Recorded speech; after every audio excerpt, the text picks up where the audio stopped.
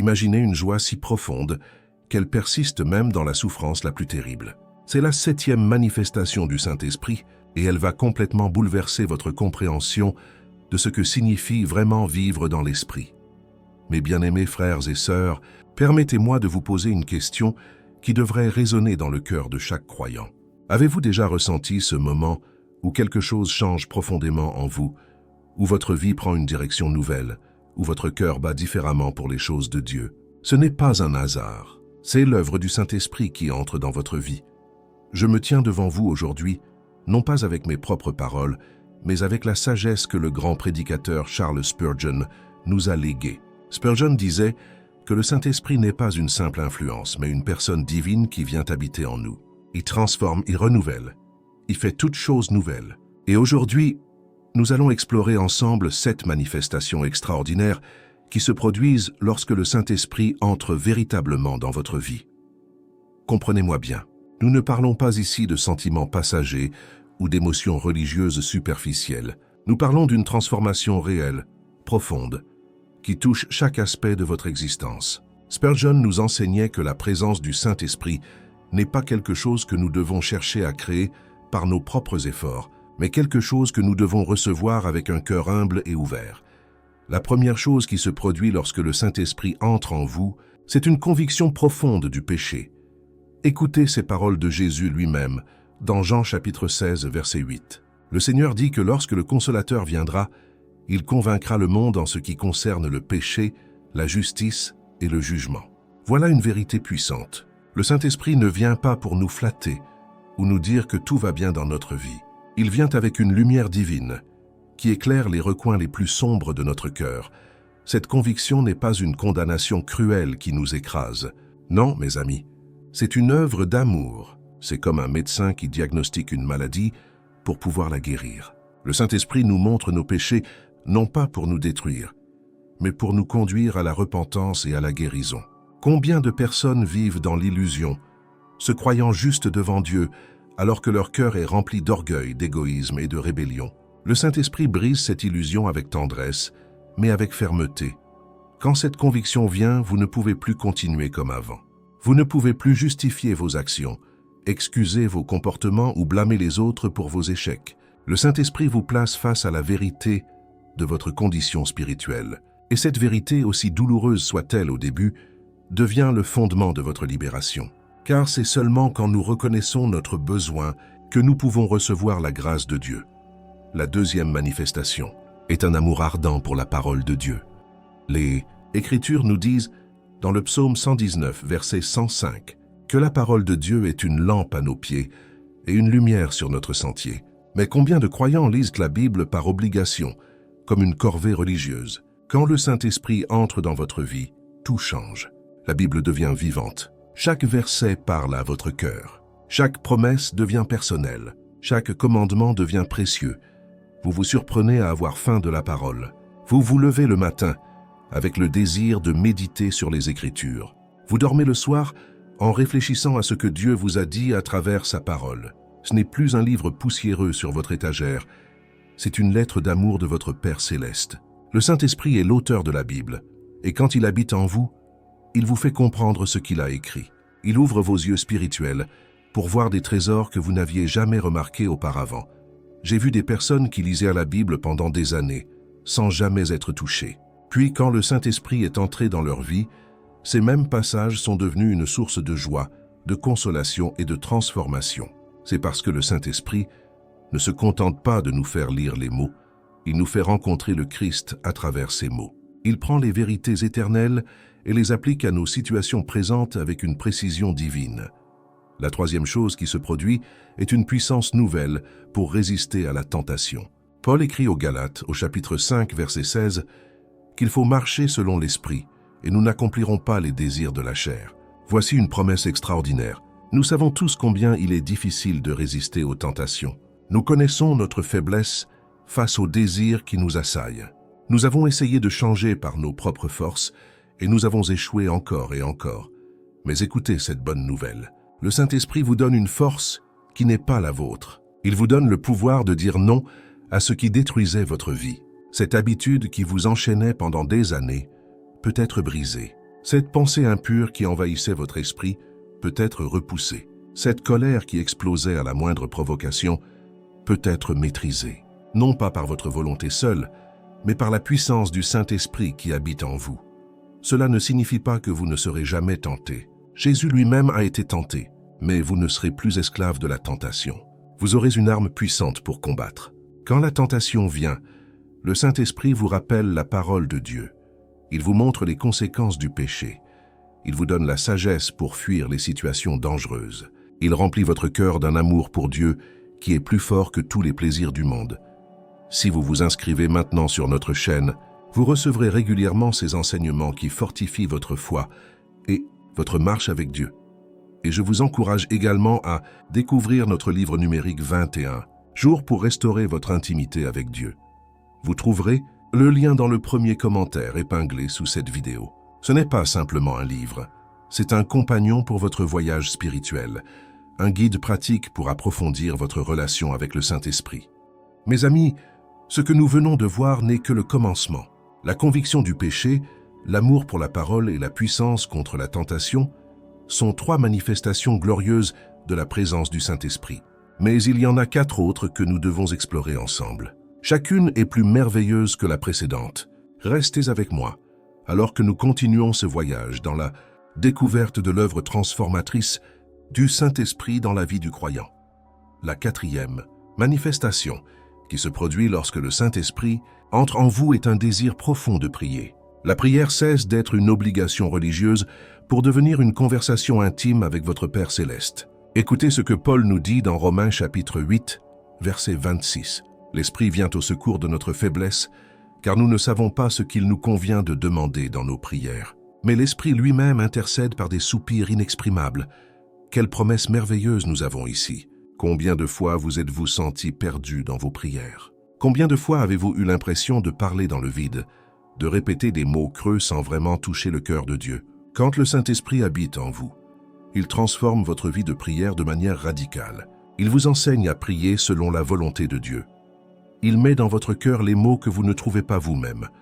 Vous découvrez que la prière n'est plus un monologue où vous récitez une liste de demandes. Elle devient un dialogue vivant, où vous écoutez autant que vous parlez. Le Saint-Esprit vous révèle les besoins pour lesquels vous devez intercéder.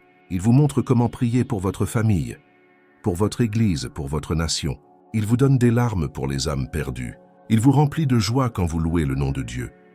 J'ai connu des croyants qui passèrent des heures en prière sans jamais se lasser. Pourquoi?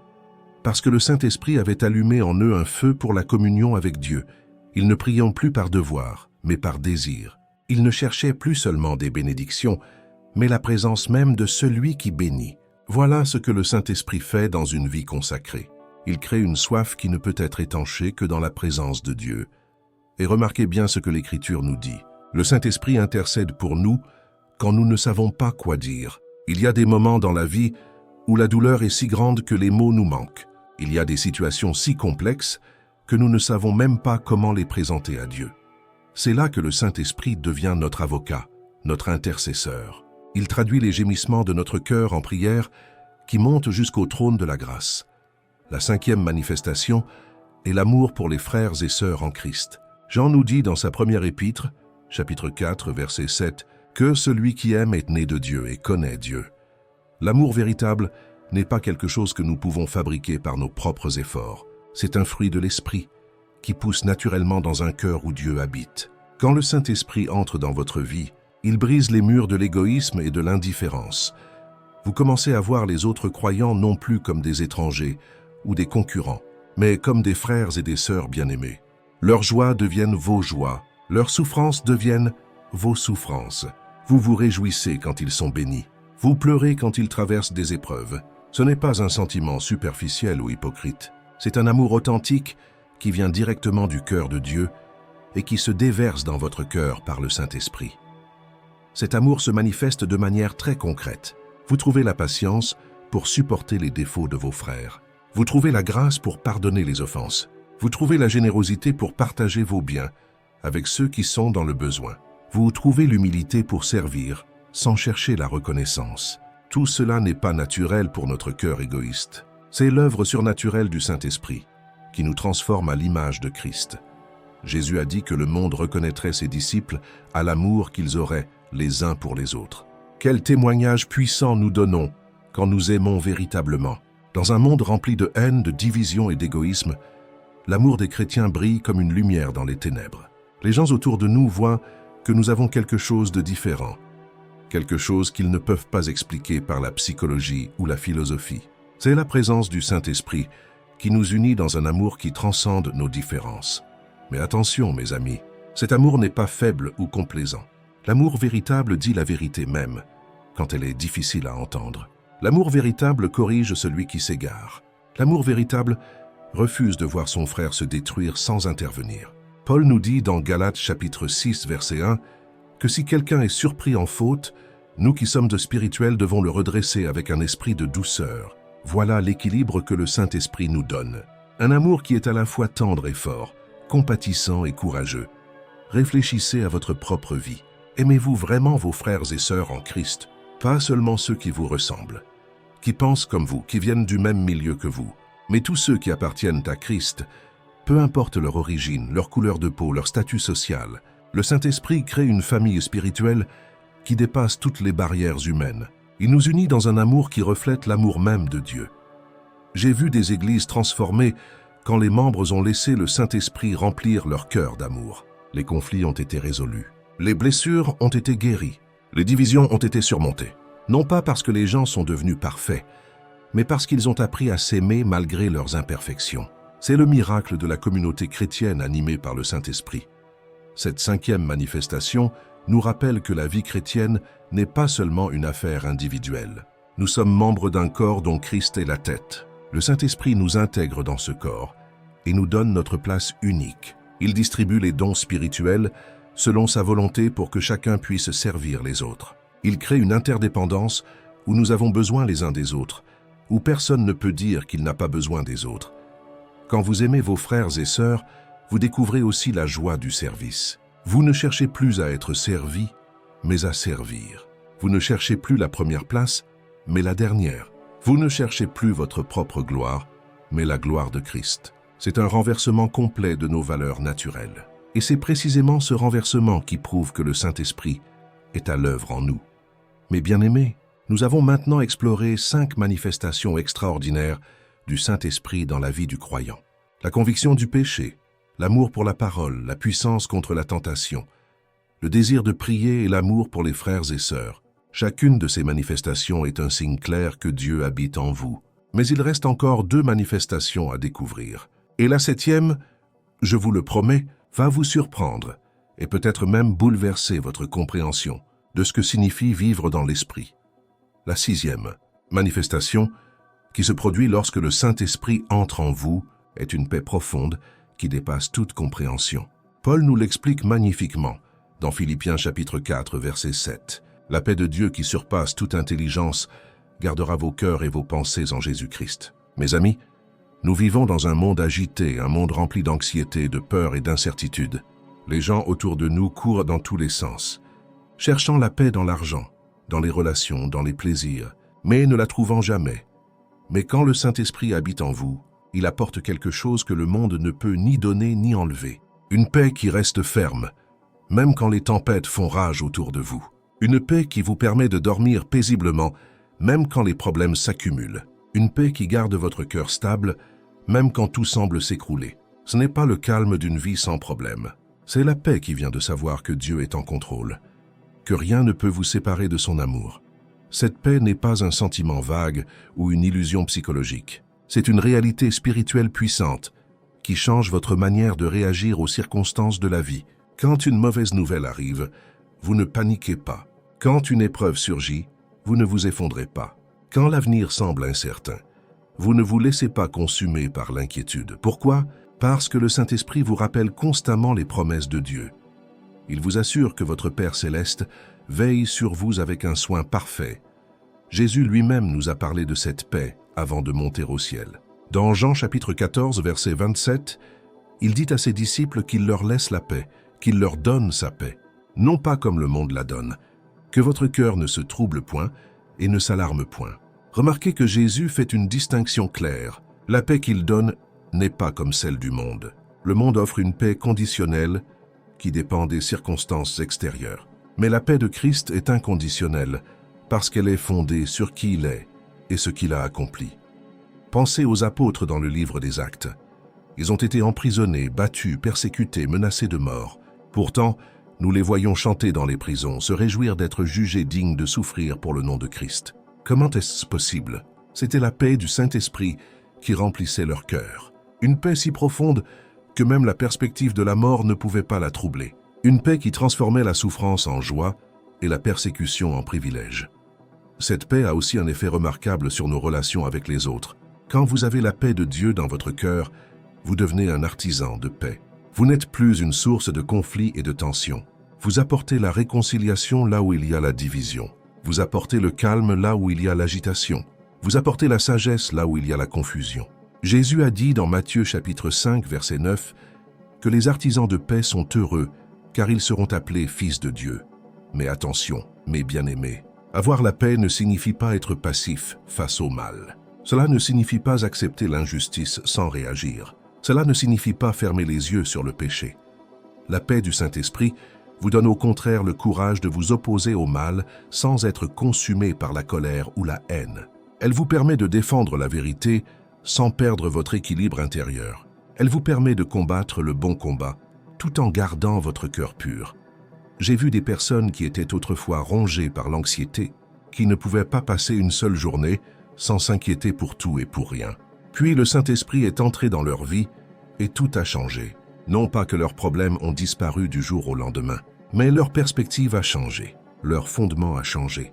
Ils ont découvert qu'ils pouvaient se reposer sur Dieu, même au milieu de la tempête. Ils ont appris à jeter sur lui tous leurs soucis, parce qu'il prend soin d'eux.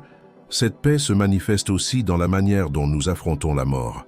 Pour celui qui a le Saint-Esprit, la mort n'est plus un ennemi terrifiant, mais un passage vers la gloire éternelle. Paul pouvait dire qu'il désirait partir et être avec Christ, ce qui est de beaucoup meilleur. Cette déclaration n'est pas celle d'un homme fatigué de vivre, mais celle d'un homme qui a goûté la paix de Dieu et qui sait que le meilleur reste à venir. La paix du Saint-Esprit vous libère aussi de la prison de l'opinion des autres.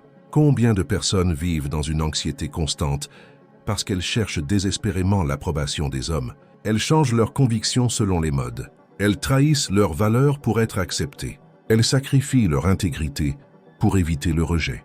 Mais quand le Saint-Esprit vous remplit de paix, vous trouvez votre identité en Christ seul. Vous n'avez plus besoin de l'approbation du monde, parce que vous avez l'approbation de Dieu. Cette paix profonde se voit aussi dans votre capacité à pardonner. Le manque de pardon est l'une des plus grandes sources de troubles intérieurs. Les gens portent des rancunes pendant des années, des décennies même, et leur cœur devient amer et tordu. Mais le Saint-Esprit vous donne la grâce de pardonner comme Christ vous a pardonné. Et avec ce pardon, vient une libération extraordinaire. Les chaînes de l'amertume se brisent, le poids de la vengeance tombe, et votre cœur retrouve la paix. Mes amis, imaginez vivre chaque jour avec cette paix. Imaginez vous réveiller le matin sans cette boule d'anxiété dans votre estomac. Imaginez affronter les défis de la journée en sachant que Dieu marche avec vous. Imaginez vous endormir le soir avec un cœur reconnaissant et paisible. Ce n'est pas un rêve impossible. C'est la promesse de Dieu pour tous ceux qui reçoivent le Saint-Esprit. Le prophète Ésaïe nous donne une image magnifique dans le chapitre 26, verset 3. À celui qui est ferme dans ses sentiments, tu assures la paix parce qu'il se confie en toi. Voilà le secret. La paix vient de la confiance. Non pas la confiance en nos propres capacités, mais la confiance en Dieu.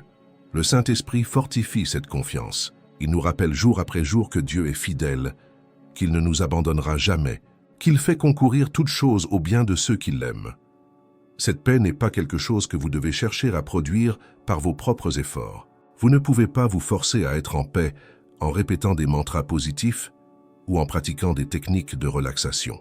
La vraie paix est un don du Saint-Esprit. Elle vient quand vous vous abandonnez complètement à Dieu, quand vous cessez de lutter pour tout contrôler, quand vous acceptez que sa volonté est parfaite, même quand vous ne la comprenez pas. Nous avons maintenant exploré 6 manifestations puissantes du Saint-Esprit.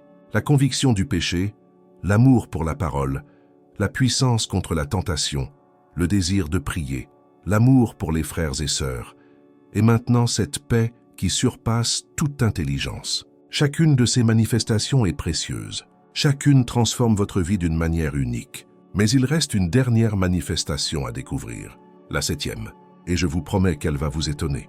Elle va peut-être même changer votre vision de ce que signifie vraiment marcher dans l'esprit. Mes bien-aimés, nous arrivons maintenant à la 7e manifestation, celle qui surprend le plus. C'est une vérité que beaucoup de chrétiens ne comprennent pas pleinement, mais qui est absolument essentielle pour une vie remplie de l'esprit. La 7e manifestation qui se produit lorsque le Saint-Esprit entre en vous est une joie inébranlable qui persiste même dans la souffrance. Oui, vous avez bien entendu, une joie dans la souffrance. Cela semble paradoxal, n'est-ce pas? Comment peut-on parler de joie quand on traverse des épreuves douloureuses? Écoutez ce que Pierre nous dit dans sa première épître, chapitre 1, versets 6 à 8. Vous vous réjouissez, même si maintenant, puisqu'il le faut, vous êtes attristés pour un peu de temps par diverses épreuves. Sans l'avoir vu, vous l'aimez, sans le voir encore, mais en croyant. Vous tressaillez d'une joie ineffable et glorieuse. Voilà le mystère glorieux de la vie chrétienne. Une joie qui coexiste avec la tristesse. Une joie qui ne dépend pas de l'absence de problèmes, mais de la présence de Dieu. Cette joie n'est pas le bonheur superficiel que le monde recherche. Le bonheur du monde est fragile. Il dépend des circonstances. Quand tout va bien, on est heureux. Quand les problèmes arrivent, le bonheur disparaît. Mais la joie du Saint-Esprit est différente. Elle est profonde, enracinée non pas dans ce qui se passe autour de vous, mais dans ce qui se passe en vous. C'est une joie qui vient de savoir que vous appartenez à Dieu, que rien ne peut vous séparer de son amour, que votre destinée éternelle est assurée. Regardez l'exemple des apôtres dans Actes chapitre 5, verset 41. Après avoir été battus pour avoir prêché l'Évangile, ils se retiraient de devant le Sanhédrin, joyeux d'avoir été jugés dignes de subir des outrages pour le nom de Jésus. Quelle réaction extraordinaire! Des hommes qui viennent d'être fouettés, humiliés publiquement et pourtant ils se réjouissent. Ce n'est pas du masochisme, ce n'est pas une attitude malsaine. C'est la manifestation de la joie surnaturelle du Saint-Esprit. Cette joie vous donne une perspective éternelle sur vos souffrances temporaires. Paul l'exprime magnifiquement dans Romains chapitre 8, verset 18. « J'estime que les souffrances du temps présent ne sauraient être comparées à la gloire à venir qui sera révélée pour nous. Quand le Saint-Esprit habite en vous, il ajuste votre vision. Il vous fait voir au-delà du moment présent. Il vous montre que vos épreuves actuelles, aussi douloureuses soient-elles, sont légères comparées à la gloire éternelle qui vous attend. Mais il y a plus encore. Le Saint-Esprit ne se contente pas de vous donner une perspective future. Il vous donne aussi la capacité de trouver un sens à vos souffrances présentes. Il vous montre comment Dieu utilise vos épreuves pour vous transformer, pour vous purifier, pour vous rendre plus semblable à Christ. Jacques nous dit au chapitre 1, versets 2 à 4, de regarder comme un sujet de joie complète les diverses épreuves auxquelles nous pouvons être exposés, sachant que l'épreuve de notre foi produit la patience. Cette joie dans la souffrance devient aussi un témoignage puissant pour ceux qui vous observent. Quand les gens vous voient traverser des épreuves terribles, tout en gardant votre joie, ils se demandent d'où vient cette force. Votre joie inexplicable les pousse à chercher la source de cette joie. Elle devient une porte ouverte pour partager l'Évangile. Votre vie devient une démonstration vivante que Dieu est réel et qu'il transforme vraiment ceux qui lui appartiennent. J'ai connu des croyants qui ont perdu des êtres chers, qui ont subi des injustices cruelles, qui ont fait face à des maladies dévastatrices, et pourtant, au milieu de leurs larmes, il y avait cette joie indescriptible. Ils pleuraient, oui. Ils souffraient, oui. Mais au plus profond de leur être, il y avait cette assurance que Dieu était avec eux, que leur souffrance n'était pas vaine, que quelque chose de beau émergerait de cette douleur. C'est cela la joie du Saint-Esprit. Cette joie se manifeste aussi dans votre louange. Vous découvrez que vous pouvez louer Dieu non seulement pour les bénédictions, mais aussi au milieu des tempêtes. Vous apprenez ce que signifie offrir un sacrifice de louange, comme Hébreux chapitre 13, verset 15 nous y exhorte. Offrons sans cesse à Dieu un sacrifice de louange, c'est-à-dire le fruit de lèvres qui confesse son nom. Un sacrifice de louange, c'est louer Dieu même quand cela coûte, même quand vous n'en avez pas envie, même quand les circonstances suggèrent le désespoir. Le Saint-Esprit vous donne la force de chanter dans la nuit la plus sombre. Comme Paul et Silas dans la prison de Philippe, leurs pieds dans les ceps, leurs dos ensanglantés par les coups de fouet, et pourtant ils chantèrent des cantiques vers minuit. Et que s'est-il passé? Un tremblement de terre a ébranlé les fondements de la prison. Les portes se sont ouvertes. Les chaînes sont tombées. Leur joie dans la souffrance a conduit à une délivrance miraculeuse et à la conversion du geôlier et de toute sa famille. Cette joie inébranlable vous libère aussi de l'amertume. Quand vous souffrez sans la joie du Saint-Esprit, vous risquez de devenir amer, de vous replier sur vous-même, de blâmer Dieu ou les autres pour vos malheurs. Mais quand la joie de l'Esprit remplit votre cœur, vous restez doux même dans l'épreuve. Vous restez reconnaissant même dans la perte. Vous restez confiant même dans l'incertitude. Votre cœur ne s'endurcit pas mais devient plus tendre, plus compatissant envers ceux qui souffrent. Comprenez bien, mes amis, cette joie n'est pas quelque chose que vous devez feindre. Ce n'est pas un masque que vous portez pour cacher votre douleur. Le Saint-Esprit ne vous demande pas de nier vos émotions ou de prétendre que tout va bien quand ce n'est pas le cas. La joie de l'Esprit est compatible avec les larmes. Jésus lui-même a pleuré. Il a été un homme de douleur, mais au milieu de sa souffrance, il avait cette joie profonde qui venait de faire la volonté de son Père. Cette 7e manifestation est peut-être la plus surprenante parce qu'elle défie toute logique humaine. Le monde ne peut pas comprendre comment vous pouvez avoir de la joie dans la souffrance. C'est un mystère spirituel que seuls ceux qui ont le Saint-Esprit peuvent expérimenter. C'est une joie qui prouve que votre espérance n'est pas en ce monde, que votre trésor est au ciel, que votre vie est cachée avec Christ en Dieu. Voilà donc les 7 manifestations extraordinaires qui se produisent lorsque le Saint-Esprit entre en vous. La conviction du péché qui mène à la repentance, l'amour ardent pour la parole de Dieu, la puissance pour résister à la tentation, le désir profond de prier, l'amour authentique pour les frères et sœurs en Christ, la paix qui surpasse toute intelligence et cette joie inébranlable qui persiste même dans la souffrance. Chacune de ces manifestations est un don précieux. Chacune transforme votre vie d'une manière unique et puissante. Mais permettez-moi de vous poser une question importante. Est-ce que ces manifestations sont évidentes dans votre vie? Quand vous examinez votre cœur, voyez-vous ces fruits de l'esprit? Si ce n'est pas le cas, peut-être est-il temps de vous demander si vous avez vraiment ouvert votre vie au Saint-Esprit. Peut-être avez-vous cru en Christ, mais vous n'avez jamais pleinement consacré votre vie à l'Esprit. Peut-être résistez-vous à son œuvre par peur de ce qu'il pourrait exiger de vous. Mes bien-aimés, nous arrivons au terme de ce message. Si vous avez été touchés par ces vérités sur l'œuvre du Saint-Esprit, je vous invite à ouvrir votre cœur pleinement à sa présence. Laissez-le transformer chaque aspect de votre vie. N'oubliez pas de vous abonner à cette chaîne pour continuer à recevoir des enseignements qui fortifieront votre foi. Et je vous encourage vivement à découvrir notre livre numérique 21 jours pour restaurer votre intimité avec Dieu, disponible dans le premier commentaire épinglé. Prenez aussi quelques instants pour laisser un j'aime et partager vos réflexions dans les commentaires. Votre témoignage peut encourager d'autres croyants. Continuez à regarder les prochaines vidéos qui apparaîtront sur votre écran. Que le Saint-Esprit vous bénisse et vous garde dans sa paix. Amen.